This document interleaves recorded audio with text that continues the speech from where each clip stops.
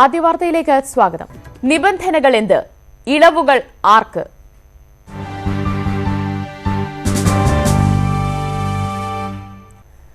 രണ്ടാം ഘട്ട ലോക്ഡൌണിന്റെ മാർഗനിർദ്ദേശം കേന്ദ്രം ഇന്ന് പുറത്തിറക്കും. ആദ്യഘട്ടത്തിലേതുപോലെ കർശന നിർദ്ദേശം രണ്ടാം ഘട്ടത്തിലും ഉണ്ടാകും. എന്നാൽ ഏപ്രിൽ 20-ന് ശേഷം ഏതൊക്കെ മേഖലകൾക്ക് ഇളവ് നൽകാമെന്നും അതിനുവേണ്ട തയ്യാറെടുപ്പുകളും പരാമർശിക്കും. കേന്ദ്രമന്ത്രിസഭ വൈകിട്ട് യോഗം ചേരും. രണ്ടാം ഘട്ട ലോക്ഡൌൺ അവസാനിക്കുന്ന മെയ് 3 വരെയുള്ള മാർഗരേഖയാണ് കേന്ദ്രം പുറത്തിറക്കുക. അടുത്ത തിങ്കളാഴ്ച വരെ ശക്തമായ നിയന്ത്രണങ്ങൾ തുടരുമെങ്കിലും 20-ന് ശേഷം ചില മേഖലകൾക്ക് ഇളവ് അനുവദിക്കുമെന്ന് പ്രധാനമന്ത്രി വ്യക്തമാക്കിയിരുന്നു. കാർഷിക മേഖലയ്ക്ക് ഇളവുണ്ടാകും. പ്രത്യേകിച്ച് പല സംസ്ഥാനങ്ങളിലും വിളവെടുപ്പ് കാലമായതിനാൽ ചെറുകിട വ്യവസായ മേഖലയിലും കർശന നിയന്ത്രണങ്ങളോടെ ഇളവ് അനുവദിച്ചേക്കും. ദിവസവേതനക്കാർ ഉൾപ്പെടെ സാധാരണക്കാരായ ആളുകൾക്ക് വേണ്ടി പ്രത്യേക പദ്ധതി പ്രഖ്യാപിക്കുമെന്ന് പ്രധാനമന്ത്രി പ്രഖ്യാപിച്ചിരുന്നു. പ്രധാനമന്ത്രി ഗരീബ് കല്യാൺ യോജനയിൽ കൂടുതൽ ആനുകൂല്യങ്ങൾ നൽകും.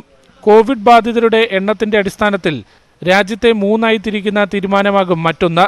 ഇതിൽ റെഡ് സോൺ എന്ന് വിളിക്കപ്പെടുന്ന ഹോട്ട്സ്പോട്ടുകളിൽ നിയന്ത്രണം കൂടുതൽ കർക്കശമാക്കും. കോവിഡ് രോഗബാധിതർ കുറവുള്ള യെല്ലോ മേഖലയിലും കോവിഡ് ബാധിതർ ഇല്ലാത്ത ഗ്രീൻ മേഖലയിലും മറ്റ് ചില ഇളവുകൾ അനുവദിക്കാനും സാധ്യതയുണ്ട്. ലോക്ക്ഡൌണിന്റെ രണ്ടാം ഘട്ടം എങ്ങനെയെന്ന് വിശദീകരിക്കുന്നതാകും കേന്ദ്രം പുറത്തിറക്കുന്ന മാർഗരേഖ. അതിൽ ഏതൊക്കെ മേഖലകൾക്ക് ഇളവ് അനുവദിക്കുമെന്നത് സംസ്ഥാനങ്ങളെ സംബന്ധിച്ചിടത്തോളം നിർണായകമാണ്. ER Ragesh, news 18. കോവിഡ് പ്രതിരോധത്തിൽ മികച്ച നിലയിലാണ് കേരളമെങ്കിലും വൈറസിന്റെ രണ്ടാം വ്യാപനം മുന്നിൽ കാണണമെന്ന് വിദഗ്ധർ. നിശബ്ദ വ്യാപന സൂചനകൾ കേരളത്തിൽ കണ്ടു തുടങ്ങിയിട്ടുണ്ട്. കേരളത്തിന് സമീപ ജില്ലകളിൽ കൂടുതൽ പോസിറ്റീവ് കേസുകൾ റിപ്പോർട്ട് ചെയ്യുന്നതും ഗൌരവം വർദ്ധിപ്പിക്കുന്നു. കേരളത്തിലെ നിലവിലെ സാഹചര്യം ആശ്വസിക്കാവുന്നതാണ്. എന്നാൽ രണ്ടാം ഘട്ട വ്യാപനം അഥവാ സെക്കൻഡ് വേവ് മുന്നിൽ കാണണമെന്നാണ് വിദഗ്ധ അഭിപ്രായം.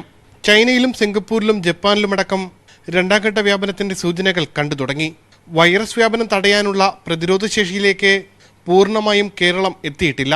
ആവറേജ് ആൾക്കാരിലെ 5.5 5.5 ദിവസത്തെ ഒരു വ്യാപനം മാത്രമേ പറഞ്ഞിട്ടുള്ളൂ. പക്ഷേ ഈ ഒറ്റപ്പെട്ട ഒരു കാര്യങ്ങൾ 21 ദിവസം 24 ദിവസം ലോകത്തിൻ്റെ പല സ്ഥലങ്ങളിലും ഒറ്റപ്പെട്ട കേസുകൾ റിപ്പോർട്ട് ചെയ്തിട്ടുണ്ട്. വുഹാനിലാണെങ്കിലും സ്പെയിനിലാണെങ്കിലും ഇറ്റലിയിലാണെങ്കിലും ഒക്കെ വളരെ ചുരുക്കം ചില കേസുകൾക്ക് 21, 26 ദിവസം വരെയൊക്കെ ഇൻക്യുബേഷൻ പീരീഡ് പോയിട്ടുണ്ട്. പക്ഷേ അതുകൊണ്ട് തന്നെ അതൊരു വ്യാപകമായ രീതിയിലുണ്ടാകുന്ന ഒരു രീതിയാണെന്ന് കണക്കാക്കാൻ കഴിയില്ല. ഇത് കാണിക്കുന്നത് ഒരു കാര്യമാണ്. വ്യാപകമായിട്ട് വീണ്ടും ടെസ്റ്റുകൾ ചെയ്യേണ്ടതിൻ്റെ ഒരു ആവശ്യകതയാണ് ഇത് കാണിക്കുന്നത്. രോഗലക്ഷണങ്ങൾ ഇല്ലാത്തവരും വൈറസ് വാഹകരാകാൻ സാധ്യതയുണ്ട്. പത്തനംതിട്ടയിൽ ഒരു രോഗലക്ഷണവും ഇല്ലാത്തവരും കോവിഡ് പോസിറ്റീവായിട്ടുണ്ട്. ഈ സാഹചര്യത്തിൽ നിശബ്ദ വ്യാപന സാധ്യതയും കേരളത്തിനുണ്ട്. കേരളത്തിൽ രോഗം കുറയുന്നുണ്ടെങ്കിലും അതിർത്തി സംസ്ഥാനങ്ങളിൽ ദിവസവും പുതിയ കേസുകൾ റിപ്പോർട്ട് ചെയ്യുന്നത് കൂടുകയാണ്. അതിർത്തി ജില്ലകളുമായി സമ്പർക്കത്തിലൂടെയും വീണ്ടും രോഗം പകർന്നു പിടിച്ചേക്കാം. ഇത്തരം പകർച്ചവ്യാധികൾക്ക് മൂന്നാം ഘട്ട വ്യാപനമുണ്ടായ സാഹചര്യങ്ങളും വിദഗ്ധർ ചൂണ്ടിക്കാട്ടുന്നു. ഉമേഷ് ബാലകൃഷ്ണൻ, ന്യൂസ് 18, തിരുവനന്തപുരം. കോഴിക്കോട് ജില്ലയിൽ ഇന്നലെ കോവിഡ് സ്ഥിരീകരിച്ച എടച്ചേരി സ്വദേശി ദുബായിൽ നിന്നെത്തിയത് 28 ദിവസങ്ങൾക്ക് മുൻപ്. രോഗലക്ഷണങ്ങളില്ലാത്തയാൾക്ക് ഇത്രയും ദിവസത്തിന് ശേഷം രോഗം സ്ഥിരീകരിച്ചത് ആരോഗ്യവകുപ്പിന് പുതിയ വെല്ലുവിളിയാണ്. അതേസമയം കണ്ണൂരിനും കാസർഗോഡും കൂടുതൽ കേസുകൾ റിപ്പോർട്ട് ചെയ്തതോടെ വടക്കൻ കേരളത്തിൽ ജാഗ്രത ശക്തിപ്പെടുത്തി. ഇന്നലെ കോഴിക്കോട് കോവിഡ് സ്ഥിരീകരിച്ചവരിലൊരാൾ മാർച്ച് 18-നാണ് ദുബായിൽ നിന്ന് നാട്ടിലെത്തിയത്. ഇത്രയും ദിവസം രോഗലക്ഷണങ്ങളൊന്നും പ്രകടിപ്പിച്ചില്ല. ഇദ്ദേഹത്തിന്റെ പിതാവിന് കഴിഞ്ഞ ദിവസം കോവിഡ് പോസിറ്റീവായതോടെ മറ്റുള്ളവരുടെയും സാമ്പിൾ പരിശോധനക്കയച്ചു. ഇതോടെയാണ് കോവിഡ് പോസിറ്റീവ് ഫലം വന്നത്. ഇവരുമായി ബന്ധപ്പെട്ട വീട്ടിലെ മറ്റു 2 പേർക്കും വൈറസ് ബാധയുണ്ട്. രോഗലക്ഷണങ്ങളൊന്നും പ്രകടിപ്പിക്കാതെ ഒരാൾക്ക് 27 ദിവസം കോവിഡ് രോഗാണുവിന്റെ വാഹകനാകാൻ കഴിയുമെന്ന് വ്യക്തമായത് ആരോഗ്യവകുപ്പിന് പുതിയ വെല്ലുവിളിയാണ്. പുതിയ സാഹചര്യം ജില്ലാ ഭരണകൂടവും അതീവ ജാഗ്രതയോടെയാണ് നിരീക്ഷിക്കുന്നത്. ഇന്നലെ അറിയുണ്ടായി. അതുപോലെ തന്നെ ഇപ്പോൾ പരിശോധിച്ചിട്ട് എവിടെയാണ് നമുക്ക് അങ്ങനെ ആവശ്യമുള്ള പ്ലേസസിൽ ഉറപ്പായിട്ട് ഉണ്ടാവും. കണ്ണൂരിൽ 4ഉം കാസർഗോഡ് 1ഉം പുതിയ കേസുകളും ഇന്നലെ റിപ്പോർട്ട് ചെയ്തു. ഇതോടെ കണ്ണൂരിൽ ചികിത്സയിലുള്ളവരുടെ എണ്ണം 41ആയി. കാസർഗോഡ് 94 പേർ ചികിത്സയിൽ കഴിയുന്നു. കാസർഗോഡ് തളങ്കര, നെല്ലിക്കുന്ന് എന്നിവിടങ്ങളിലും തലശ്ശേരി, മാഹി, ചൊക്ലി എന്നിവിടങ്ങളിലും ട്രിപ്പിൾ ലോക്ക്ഡൌൺ തുടരുകയാണ്. വടക്കൻ കേരളത്തിൽ വയനാട്ടിൽ മാത്രമാണ് ആശ്വസിക്കാൻ വകയുള്ളത്. മുഹമ്മദ് ഷഹീദ്, ന്യൂസ് 18, കോഴിക്കോട്. ലോക്ഡൌൺ പശ്ചാത്തലത്തിൽ തൃശൂർ പൂരം ഒഴിവാക്കിയേക്കും. ലോക്ഡൌൺ മെയ് 3 വരെ നീട്ടിയത് പൂരം നടത്താൻ പ്രതിസന്ധിയാണ്. ചടങ്ങുകൾ മാത്രമാക്കി പൂരം നടത്താൻ സാധിക്കുമോ എന്ന കാര്യം ഉൾപ്പെടെ ചർച്ച ചെയ്യാൻ ഇത് പ്രത്യേക യോഗം ചേരും. ജില്ലയിലെ 3 മന്ത്രിമാർക്ക് പുറമെ കൊച്ചിൻ ദേവസ്വം ബോർഡ് പ്രസിഡന്റ്, തിരുവമ്പാടി പാറമേക്കാവ് ദേവസ്വം പ്രതിനിധികൾ തുടങ്ങിയവരും യോഗത്തിൽ പങ്കെടുക്കും. ലോക്ഡൌണിനെ തുടർന്ന് ഈ മാസം ആദ്യം തുടങ്ങേണ്ട പൂരം പ്രദർശന വിപണന മേള ഒഴിവാക്കിയിരുന്നു. രാജ്യത്ത് കോവിഡ് മരണം 353ആയി. കോവിഡ് ബാധിതരുടെ എണ്ണം 10,815 മഹാരാഷ്ട്രയിൽ മാത്രം 160 പേർ മരിച്ചു. മധ്യപ്രദേശിൽ 50, ഡൽഹിയിൽ 28, ഗുജറാത്തിൽ 26 മരണസംഖ്യ. രാജ്യത്ത് കൂടുതൽ ആരോഗ്യ പ്രവർത്തകർക്കും കോവിഡ് ബാധ റിപ്പോർട്ട് ചെയ്തിട്ടുണ്ട്. ഡൽഹി സാകേത് മാക്സ് ആശുപത്രിയിലെ നഴ്സുമാരും ഡോക്ടർമാരും അടക്കം 38 ജീവനക്കാർ ക്വാറന്റൈനിലാണ്. ഇവിടെ 2 മലയാളികളടക്കം 3 നഴ്സുമാർക്ക് കൂടി കോവിഡ് സ്ഥിരീകരിച്ചു. ഗുജറാത്തിലെ കോൺഗ്രസ് MLA ഇമ്രാൻ കിഡാവാലയ്ക്ക് കോവിഡ് സ്ഥിരീകരിച്ചു. മുഖ്യമന്ത്രി വിജയ് രൂപാണി, ഉപമുഖ്യമന്ത്രി നിതിൻ പട്ടേൽ, ആഭ്യന്തരമന്ത്രി പ്രതാപ് സിംഗ് ജഡേജ തുടങ്ങിയവരുമായി കൂടിക്കാഴ്ച നടത്തി. 6 മണിക്കൂർ തികയും മുൻപാണ് MLAയ്ക്ക് കോവിഡ് സ്ഥിരീകരിച്ചത്. അഹമ്മദാബാദിലെ കോവിഡ് പ്രതിരോധം സംബന്ധിച്ചായിരുന്നു കൂടിക്കാഴ്ച. കോവിഡ് സ്ഥിരീകരിച്ചതോടെ കിഡാവാലയെ അഹമ്മദാബാദിലെ ആശുപത്രിയിൽ പ്രവേശിപ്പിച്ചു. മണ്ഡലത്തിലുള്ളവരുമായും മാധ്യമപ്രവർത്തകരുമായും MLA കഴിഞ്ഞ ദിവസങ്ങളിൽ സമ്പർക്കം പുലർത്തിയിരുന്നു. മുംബൈ ബാന്ദ്രയിൽ ഇന്നലെ അതിഥി തൊഴിലാളികൾ തെരുവിലിറങ്ങിയത് ലോക്ഡൌൺ നടപടികൾക്ക് തിരിച്ചടിയാകുമെന്നാണ് കേന്ദ്ര സർക്കാരിന്റെ വിലയിരുത്തൽ. ഇത്തരം നടപടികൾ ആവർത്തിക്കാതിരിക്കാൻ നടപടി വേണമെന്നാണ് കേന്ദ്ര സർക്കാരിന്റെ ആവശ്യം. തെരുവിലിറങ്ങിയ 1500ഓളം തൊഴിലാളികൾക്ക് നേരെ പോലീസിന് ലാത്തി വീശേണ്ടി വന്നു. സംഭവത്തെക്കുറിച്ച് മഹാരാഷ്ട്ര സർക്കാർ അന്വേഷണം തുടങ്ങി.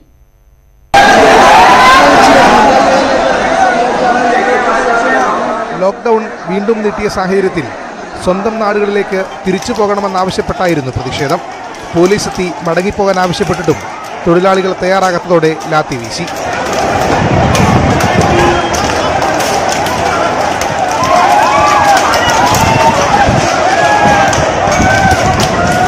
ഭക്ഷണവും താമസവുമല്ല തൊഴിലാളികളുടെ പ്രശ്നം. നാട്ടിലേക്ക് മടങ്ങിപ്പോകാൻ കഴിയാത്തതാണ് പ്രതിഷേധത്തിന് കാരണമായതെന്നും മുഖ്യമന്ത്രി ഉദ്ധവ് താക്കറെ പറഞ്ഞു. ബാന്ദ്രയിലുണ്ടായത് രാജ്യത്തെ കോവിഡ് പ്രതിരോധ പ്രവർത്തനത്തിന് മങ്ങലേൽപ്പിക്കുന്നതാണെന്ന് അമിത്ഷാ വ്യക്തമാക്കി. വേണ്ട നടപടിയെടുക്കണമെന്നും മഹാരാഷ്ട്ര സർക്കാരിനോട് നിർദ്ദേശിച്ചു. തൊഴിലാളികൾ കൂട്ടമായി എത്തിയത് എങ്ങനെയെന്ന അന്വേഷണം സർക്കാർ തുടങ്ങി. മറ്റ് സംസ്ഥാനങ്ങളിൽ നിന്നായി ലക്ഷക്കണക്കിന് അതിഥി തൊഴിലാളികളാണ് മുംബൈയിലുള്ളത്. ജോലിയില്ലാതായതോടെ കയ്യിലെ പണം തീർന്നെന്നും വാടക നൽകാത്തതിനാൽ വീട്ടുടമകൾ ഒഴിഞ്ഞുപോകാൻ ആവശ്യപ്പെട്ടെന്നും തൊഴിലാളികൾ പറഞ്ഞു. സർക്കാർ സഹായം നൽകണമെന്നാണ് തൊഴിലാളികളുടെ ആവശ്യം. News desk, news 18. കോവിഡിന്റെ പശ്ചാത്തലത്തിൽ ആരോഗ്യ പ്രവർത്തകർ നേരിടുന്ന പ്രശ്നങ്ങൾ പരിഹരിക്കാൻ സമഗ്രമായ മാർഗരേഖ കേന്ദ്ര സർക്കാർ പുറപ്പെടുവിക്കണമെന്നാവശ്യപ്പെട്ടുള്ള ഹർജി സുപ്രീംകോടതി ഇന്ന് പരിഗണിക്കും. ഇന്ത്യൻ പ്രൊഫഷണൽ നഴ്സസ് അസോസിയേഷനാണ് ഹർജി സമർപ്പിച്ചത്. Justice NV Ramana, justice Sanjay Kishan Kaul, justice BR Gavai എന്നിവരുടെ ബെഞ്ചാണ് കേസ് പരിഗണിക്കുന്നത്. പേഴ്സണൽ പ്രൊട്ടക്റ്റീവ് എക്യുപ്മെന്റിന്റെ അഭാവം പരിഹരിക്കുക, N95 മാസ്കുകൾ, ഗ്ലൌസുകൾ തുടങ്ങിയവ ആരോഗ്യ പ്രവർത്തകർക്ക് ഉറപ്പാക്കുന്നതിന് നടപടി സ്വീകരിക്കുക തുടങ്ങിയവയാണ് ഹർജിയിൽ ആവശ്യം. ലോകത്ത് കോവിഡ് ബാധിതരുടെ എണ്ണം 20 ലക്ഷത്തിലേക്ക് അടുക്കുന്നു. മരണസംഖ്യ 1.25 ലക്ഷം കടന്നു. അമേരിക്കയിൽ മാത്രം മരണം 1/4 ലക്ഷത്തിലേറെയാണ്. 24 മണിക്കൂറിനിടെ 2400 പേരാണ് അമേരിക്കയിൽ മരിച്ചത്. അതിനിടെ ലോകാരോഗ്യ സംഘടനയ്ക്കുള്ള സാമ്പത്തിക സഹായം അമേരിക്ക താൽക്കാലികമായി നിർത്തലാക്കി. വിശദാംശങ്ങളുമായി അർഷിത PS ചേരുകയാണ്. അർഷിത, ലോകാരോഗ്യ സംഘടനയ്ക്കുള്ള സാമ്പത്തിക സഹായം നിർത്തലാക്കുന്ന തരത്തിലേക്കുള്ള പ്രതിസന്ധി അമേരിക്കയിൽ തുടരുന്നു. അവിടെ വൈറസ് വ്യാപനം ഇപ്പോഴും നിയന്ത്രണാതീതമായി തന്നെ തുടരുകയാണോ? ദിവ്യ, ലോകത്ത് കോവിഡ് ബാധിതരുടെ എണ്ണം 20 ലക്ഷത്തിലേക്ക് അടുക്കുകയാണ്. കോവിഡ് ബാധിച്ച മരിച്ചവരുടെ എണ്ണം 1,26,000 പിന്നിടുകയും ചെയ്തിരിക്കുന്നു. US-ൽ സ്ഥിതി നിയന്ത്രണാതീതമാണ്. അതായത് 24 മണിക്കൂറിനിടെ 2400-ലേറെ പേർ അമേരിക്കയിൽ മരിച്ചു കഴിഞ്ഞു. അത് മരണസംഖ്യ ഇപ്പോൾ 1/4 ലക്ഷം പിന്നിട്ടിരിക്കുകയാണ്. അമേരിക്കയിൽ 6 ലക്ഷത്തിലേറെയാണ് അവിടുത്തെ കേസുകൾ. ഇംഗ്ലണ്ടിലും ഫ്രാൻസിലുമാണ് ഇന്നലെ മറ്റ് ഇടങ്ങളിൽ കൂടുതൽ മരണം റിപ്പോർട്ട് ചെയ്തത്. 700-ലേറെ പേരാണ് ഇരു രാജ്യങ്ങളിലുമായി മരിച്ചത്. ഇപ്പോൾ അമേരിക്ക ലോകാരോഗ്യ സംഘടനയ്ക്കുള്ള ഫണ്ട് താൽക്കാലികമായി നിർത്തലാക്കിയിരിക്കുകയാണ്. ഇതിന് കാരണമായി പറയുന്നത് കോവിഡിനെതിരായ പോരാട്ടത്തിൽ പ്രാഥമിക കർത്തവ്യം പോലും നിർവഹിക്കുന്നതിൽ ലോകാരോഗ്യ സംഘടന പരാജയപ്പെട്ടു എന്നാണ് അമേരിക്ക ചൂണ്ടിക്കാട്ടുന്നത്. ട്രംപ് തന്നെയാണ് ഇക്കാര്യം അറിയിച്ചത്. ഫണ്ട് താൽക്കാലികമായി തടഞ്ഞു വെക്കാൻ താൻ തന്നെയാണ് നിർദ്ദേശം നൽകിയതെന്ന് ട്രംപ് ഇന്നലെ അറിയിച്ചു കഴിഞ്ഞു. എന്നാൽ ഏറെ ദിവസങ്ങളായി ലോകാരോഗ്യ സംഘടനയ്ക്കെതിരെ ട്രംപ് വിവിധ കുറ്റപ്പെടുത്തലുകളുമായി രംഗത്ത് വന്നിരുന്നു. ചൈനീസ് ചായ്വാണ് ലോകാരോഗ്യ സംഘടനയ്ക്ക് എന്നായിരുന്നു ട്രംപ് ആരോപിച്ചിരുന്നത്. ചൈനീസ് കേന്ദ്രീകൃതമായ നിലപാടുകൾ എടുക്കുന്നു എന്ന് ട്രംപ് ആവർത്തിച്ച് കുറ്റപ്പെടുത്തിയിരിക്കുന്നു. അതിന്റെ ഒരു പുതിയ നീക്കമായാണ് ഇതിനെ കാണേണ്ടത്. എന്നാൽ അമേരിക്ക സഹായം തുടരുമെന്ന് തന്നെയാണ് പ്രതീക്ഷയെന്നാണ് ലോകാരോഗ്യ സംഘടനയുടെ തലവൻ ടെഡ്രോസ് അദാനം അറിയിച്ചിരിക്കുന്നത്. ഇത്തരത്തിലുള്ള ഒരു നടപടികളുടെ സമയമല്ല, ലോകരാജ്യങ്ങൾ ഒന്നിച്ചു നിൽക്കേണ്ട സമയമാണ് ഇത് എന്നാണ് UN secretary general Antonio Guterres പ്രതികരിച്ചത്. അശ്വതിയാണ് വാർത്തയുടെ വിശദാംശങ്ങൾ നൽകിയത്. കോവിഡ് കൂടുതൽ മരണം വിതച്ച ഇറ്റലിയിൽ നിന്നും നാട്ടിലെത്തിയതിന്റെ ആശ്വാസത്തിലാണ് ഒരു കൂട്ടം വിദ്യാർത്ഥികൾ. കഴിഞ്ഞ ദിവസമാണ് ഇറ്റലിയിൽ നിന്ന് 44 അംഗ സംഘം കേരളത്തിലെത്തിയത്. ഇവർക്ക് പറയാനുള്ളത് മറക്കാനാകാത്ത അനുഭവങ്ങളും. മാർച്ച് ആദ്യവാരമാണ് ഇറ്റലിയിൽ കോവിഡ് ബാധ രൂക്ഷമായി ലോക്ക്ഡൌൺ നിലവിൽ വന്നത്. ഇതോടെ കടുത്ത പ്രതിസന്ധിയായി.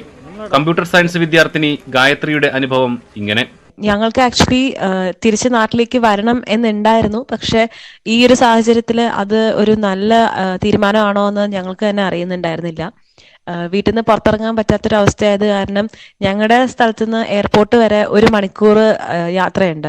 അതുവരെ പോവാന്ന് പറയുന്നത് വളരെ റിസ്ക് ഉള്ള ഒരു കാര്യമായിരുന്നു. മെഡിക്കൽ സംഘം റോമിന് പുറമെ മിലാനിനും എത്തിയതാണ് ഭാഗ്യമായത്. മിലാൻ എയർപോർട്ടിലേക്കുള്ള യാത്ര മറക്കാനാവില്ലെന്ന് ഗായത്രി. 13-14 ആയപ്പോഴാണ് ഞങ്ങള് ഫോറിൻ മിനിസ്ട്രീന്റെ കയ്യിൽ നിന്നുള്ള ട്വീറ്റ് കാണുന്നത്. ഇങ്ങനെ ഒരു ഇവാക്യുവേഷൻ ഫ്ലൈറ്റ് മിലാനിൽ വരുന്നുണ്ട് എന്ന് പറഞ്ഞിട്ട് ഞങ്ങൾ അപ്പൊ തന്നെ എംബസീനെ കോൺടാക്ട് ചെയ്തു.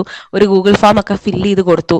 അപ്പൊ അവര് പറഞ്ഞു ഫ്ലൈറ്റ് എന്തായാലും വരും, നിങ്ങൾക്ക് എല്ലാവർക്കും തന്നെ തിരിച്ച് നാട്ടിലേക്ക് പോകാൻ പറ്റുമെന്ന്. അപ്പൊ ആ ഒരു ഉറപ്പില് അതൊരു കിട്ടിയ ഒരു ഓപ്പർച്യൂണിറ്റി ആണ് എന്ന് വിചാരിച്ചിട്ട് ഞങ്ങൾ എല്ലാവരും തന്നെ പോകാൻ തീരുമാനിക്കുകയായിരുന്നു. ഡൽഹിയിൽ എത്തിയപ്പോഴാണ് ഏറെ ആശ്വാസമായത്. മികച്ച സൗകര്യമാണ് ഡൽഹിയിൽ ലഭിച്ചത്. അവിടെ നിന്ന് കേരളത്തിലേക്കുള്ള ബസ് യാത്രയും മറക്കാനാവില്ല. വേറൊരു ബോർഡറിൽ നമുക്ക് അത്രയ്ക്ക് പ്രശ്നം ഉണ്ടായിരുന്നില്ല. അത്യാവശ്യം സ്മൂത്ത് ആയിട്ട് തന്നെയായിരുന്നു പോയത്. വേറെ ഹാർഡ്ഷിപ്സ് ഒന്നും നമുക്ക് ജേർണിയിൽ ഉണ്ടായിരുന്നില്ല. അത്യാവശ്യം വാഷ്റൂം ഫെസിലിറ്റീസും പിന്നെ ഫുഡിന്റെ കാര്യത്തിലൊക്കെ ആയിരുന്നു കുറച്ച് ബുദ്ധിമുട്ടുണ്ടായിരുന്നത്. എന്നാലും നാട്ടിലെത്തിയതോടെ വേറെ പ്രശ്നങ്ങളൊന്നും ഉണ്ടായിരുന്നില്ല. ഇപ്പോൾ ജന്മനാട്ടിൽ എത്തിയതിന്റെ ആശ്വാസത്തിലാണ് ഗായത്രിയും മറ്റു വിദ്യാർത്ഥികളും. ന്യൂസ് 18 പാലക്കാട്. ഇളവിൽ പ്രതീക്ഷയർപ്പിച്ച്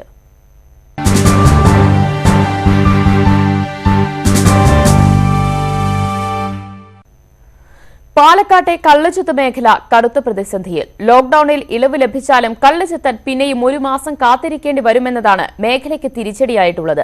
കള്ളുചെത്താൻ തെങ്ങിൻകുലയിൽ ഒരുക്കിയ മാട്ടം അഴിച്ചുമാറ്റിയതാണ് ഇതിന് കാരണം. ലോക്ഡൌണിൽ കള്ളുഷാപ്പുകൾ അടച്ചുപൂട്ടിയതോടെയാണ് ചെത്തും നിർത്തിവെച്ചത്. കള്ളുചെത്താനായി തെങ്ങിൻകുലയിൽ ഒരുക്കിയ മാട്ടം അഴിച്ചുമാറ്റാനും എക്സൈസ് നിർദ്ദേശിച്ചു. ഇനി കള്ളുചെത്തിന് ഇളവ് ലഭിച്ചാൽ പോലും മാട്ടം കെട്ടി ചെത്ത് പുനരാരംഭിക്കാൻ ചുരുങ്ങിയത് 1 മാസമെങ്കിലും കാത്തിരിക്കണം. ഇത് വലിയ നഷ്ടമാണ് മേഖലയ്ക്ക് സൃഷ്ടിക്കുക. 9 മാസത്തേക്ക് നമുക്കൊരു വരുമാനമില്ല. പിന്നെ പല ഷാപ്പുകാരും നമുക്ക് അഡ്വാൻസ് തന്നിട്ടുണ്ട്, ലക്ഷങ്ങൾ അഡ്വാൻസ് ഉണ്ട്. ഇപ്പോൾ അവരിതൊക്കെ പോയപ്പോൾ അഡ്വാൻസ് നമ്മൾ തിരിച്ചു വെക്കണം. അപ്പോൾ നമുക്ക് തിരിച്ചു കൊടുക്കാനും വഴിയില്ല, സാധിക്കില്ല. പിന്നെ ബാങ്ക് പല ഒരു 99% കൃഷിക്കാർക്ക് ലോണുണ്ട്. പാലക്കാട് ചിറ്റൂർ മേഖലയിൽ 1.5 ലക്ഷത്തോളം തെങ്ങുകൾ ചെത്തുന്നു എന്നാണ് ഔദ്യോഗിക കണക്ക്. ചെത്തു നിന്നതോടെ തൊഴിലാളികളും പ്രതിസന്ധിയിലായി. ക്ഷേമനിധി അംഗങ്ങളായ തൊഴിലാളികൾക്ക് ധനസഹായം അനുവദിച്ചിട്ടുണ്ട്. എന്നാൽ ക്ഷേമനിധി അംഗങ്ങളല്ലാത്ത തമിഴ്നാട്ടിൽ നിന്നുള്ള തൊഴിലാളികളാണ് ഏറെയും ദുരിതം നേരിടുന്നത്. ரொம்ப கஷ்டம் தான். வேலை இல்லை, 1 மாதம் ஆகுது, அதுட்டு வருமானம் இல்லை. ஊருக்கு நாட்டுக்கு போகலான்னா அதுக்கும் பஸ் இல்லை. அது இப்போ வண்டியில் போகிறக்கு நம்மக்கிட்ட வண்டி இல்லை. அதனால இங்கேயே கிடக்கு. ரொம்ப சிரமமாக இருக்குது. ഭൂരിഭാഗം പേരും മാട്ടം അഴിച്ചു വെച്ചിട്ടുണ്ടെങ്കിലും ചിലർ അതിന് തയ്യാറാവാതെ രഹസ്യമായി ചെത്തു തുടരുന്നതും തോട്ടം ഉടമകൾക്കിടയിൽ പ്രതിഷേധത്തിന് കാരണമാണ്. ലോക്ക്ഡൌൺ ഇളവ് മുന്നിൽ കണ്ട് തെങ്ങൊരുക്കാനുള്ള അനുമതി നേരത്തെ നൽകണമെന്നാണ് ഇവരുടെ ആവശ്യം. ന്യൂസ് 18 പാലക്കാട്. ലോക്ഡൌണിൽ ജീവിതം വഴിമുട്ടി കോഴിക്കോട് മുതലക്കുളത്തെ അലക്കുതൊഴിലാളികൾ. ഹോട്ടലുകളും ലോഡ്ജുകളുമെല്ലാം അടച്ചതോടെ ജോലിയില്ലാതെ ഇവരുടെ ജീവിതം പ്രതിസന്ധിയിലാണ്. ഏറെ രാഷ്ട്രീയ പൊതുയോഗങ്ങൾ നടക്കുന്ന മൈതാനത്തെ തൊഴിലാളികളാണെങ്കിലും ഒരു സംഘടനകളും ഇവരെ തിരിഞ്ഞു നോക്കിയിട്ടില്ല.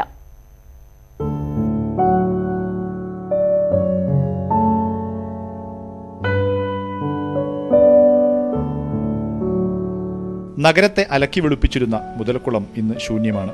അലക്കുകല്ലുകൾ നോക്കുകുത്തി. കഴിഞ്ഞ 32 വർഷമായി അലക്കുജോലി ചെയ്ത് ജീവിക്കുന്ന ആശ ഇന്ന് വലിയ നിരാശയിലാണ്. അലക്കി കിട്ടുന്ന തുച്ഛമായ കൂലിയും ഇല്ലാതായിരിക്കുന്നു.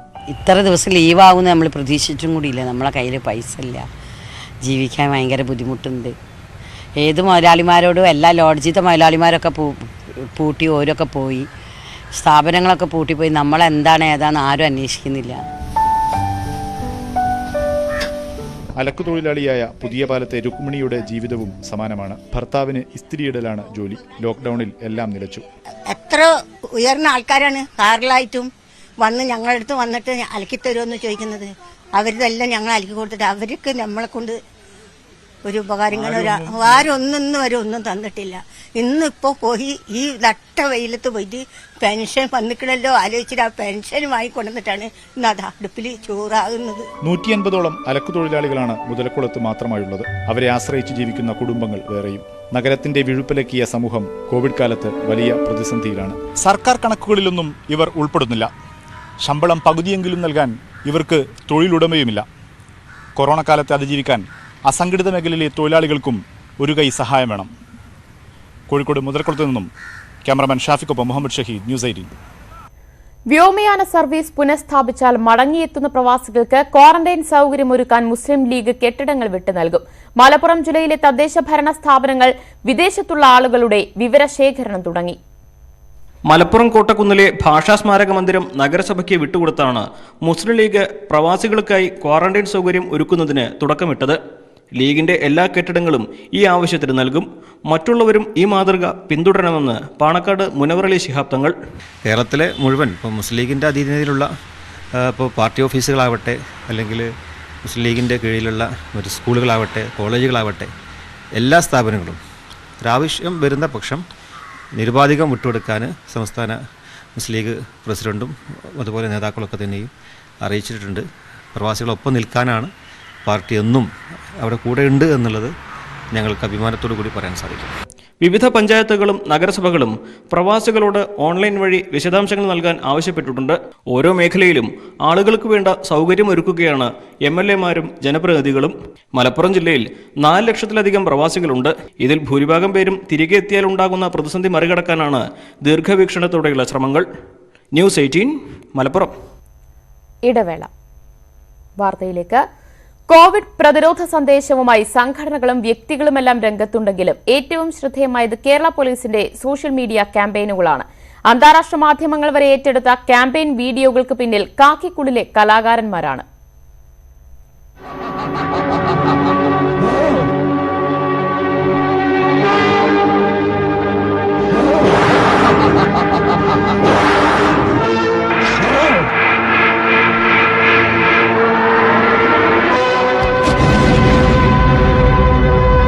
പോലീസിന്റെ സോഷ്യൽ മീഡിയ വിഭാഗം ഏറ്റവും ഒടുവിൽ പുറത്തിറക്കിയ വീഡിയോ ആണിത്. ഇതിനു മുൻപിറക്കിയ വീഡിയോകളും സമൂഹ മാധ്യമങ്ങളിൽ വൈറലായിരുന്നു.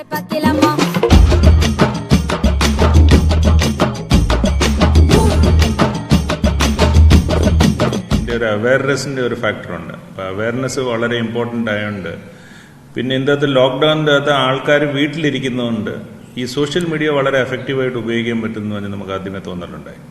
അതുകൊണ്ടാണ് നമ്മൾ ഈ സോഷ്യൽ മീഡിയ സെൽ, നമ്മുടെ ചെറിയൊരു സെല്ലായാലും 6 പേരുള്ള ഒരു സെല്ലായാലും വളരെ എഫക്റ്റീവായിട്ട് സോഷ്യൽ മീഡിയ നമുക്ക് ലിവറേജ് ചെയ്യാൻ സാധിച്ചിട്ടുണ്ട്. ഹ്രസ്വചിത്രവും ആനിമേഷൻ വീഡിയോയും അടക്കം 10-ലധികം വീഡിയോ സന്ദേശങ്ങളാണ് പോലീസുകാർ പുറത്തുവിട്ടത്. ബ്രേക്ക് ദി ചെയിൻ പ്രമേയമാക്കി നിർമ്മിച്ച ഹ്രസ്വചിത്രവും വൈറലാണ്.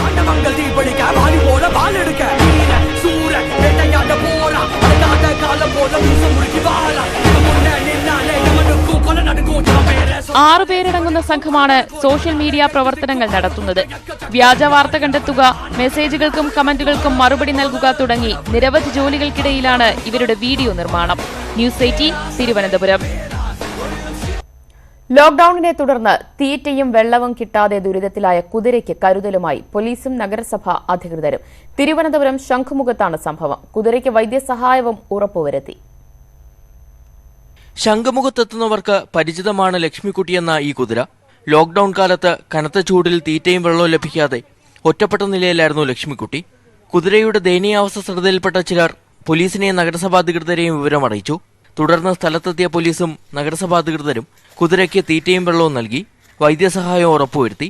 ലൈസൻസ് 2019 റിന്യൂ ചെയ്യേണ്ടതായിരുന്നു. അത് ഇതുവരെ റിന്യൂ ചെയ്തിട്ടില്ല. ഇപ്പം ഞാൻ ജനറൽ ആയിട്ടുള്ള ഹെൽത്ത് കാര്യങ്ങളെല്ലാം പരിശോധിച്ചു.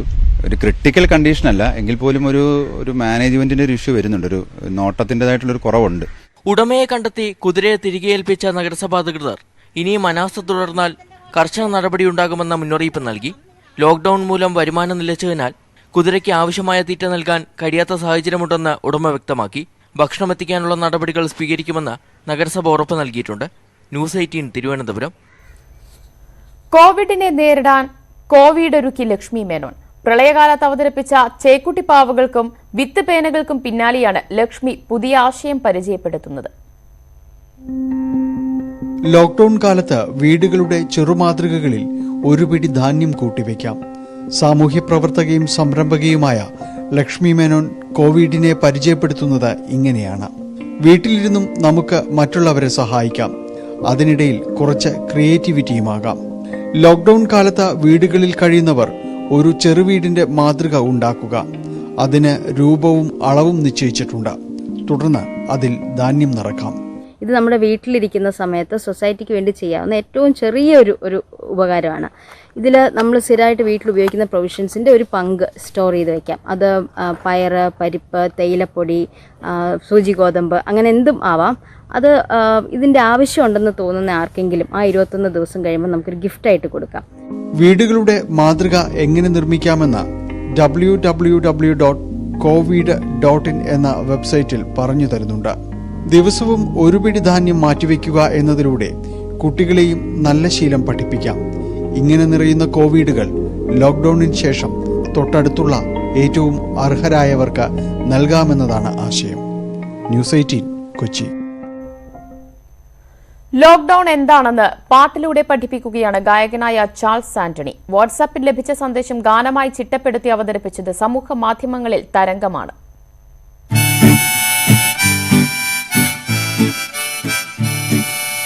East or west, home is the best.